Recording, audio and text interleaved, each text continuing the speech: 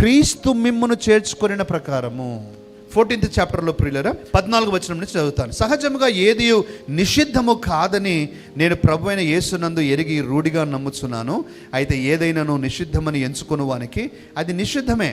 నీ సహోదరుడు నీ భోజనం మూలముగా దుఃఖించిన ఎడల నీవిక నువ్వు ప్రేమ కలిగి నడుచుకుని వాడవు కావు. దేవుని రాజ్యము భోజనమును పానమును కాదు గాని నీతియు సమాధానమును పరిశుద్ధాత్మ యందలి ఆనందమునై ఉన్నది. విషయమందు క్రీస్తునకు దాసుడవైన వాడు దేవునికి ఇష్టడును, ఈ మాట చూడండి, మనుష్యుల దృష్టికి యోగ్యుడునై ఉన్నాడు. కాబట్టి సమాధానమును పరస్పర క్షేమాభివృద్ధిని, అంటే అందరం కలిసి ఎదగాలి, పరస్పర క్షేమాభివృద్ధిని కలుగుజేయు వాటిని ఆసక్తితో అనుసరింతము. భోజనము నిమిత్తము దేవుని పనిని పాడు చేయకుడి. సమస్త పదార్థములు పవిత్రములే గాని అనుమానముతో తినువానికి అది దోషము. మాంసము తినుట గాని ద్రాక్షరసము త్రాగుట గాని నీ సహోదరునికి అడ్డము కలుగుజేయునది మరేదియు గాని మానివేయుట మంచిది. నీకున్న విశ్వాసము దేవుని ఎదుట నీ మట్టుకు నీవు ఉంచుకునము. తాను సమ్మతించిన విషయంలో తనకు తానే తీర్పు తీర్చుకున్న వాడు ధన్యుడు. బ్యూటిఫుల్గా క్లోజ్ చేస్తున్నాడు. అయ్యా please don't mind the small little things. ప్రియులారా, మనము కమ్యూనియన్లో బన్ను తింటాం. మరి బన్ను తినమని బైబిల్ రాశాడా? మనం బన్ను తింటున్నాం కదా. బైబిల్లో ఏం రాశాడు? రొట్టె అని మాట వాడాడు కదా. రొట్టె ఎక్కడ రొట్టె? అది ఎక్కడ రొట్టె? రిలయన్స్లో దొరుకుతుందా? ఎక్కడ రొట్టె? బైబిల్లో రాసిన రొట్టె ఎక్కడ దొరుకుతుంది?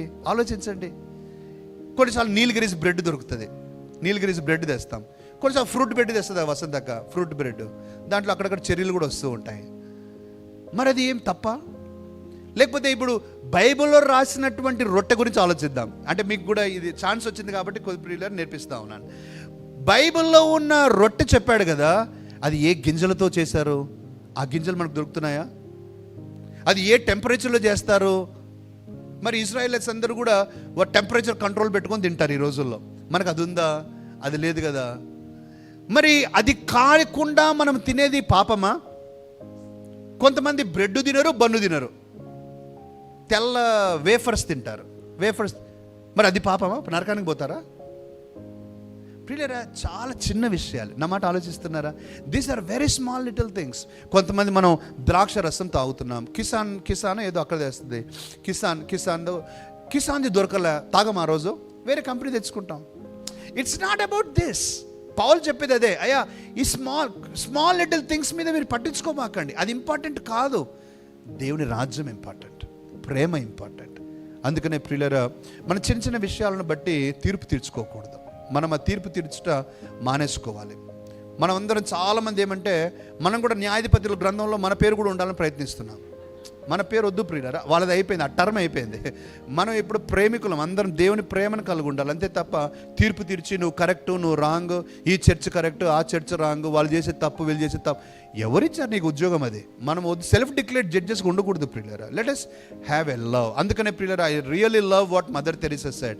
If I keep on judging people in the world, I will not have time to love them. నేను తీర్పు తీర్చుకుంటూ వెళ్తే ప్రేమించడానికి నా దగ్గర సమయము ఉండదు. అందుకని ప్రియులారా, ప్రేమ గొప్పది.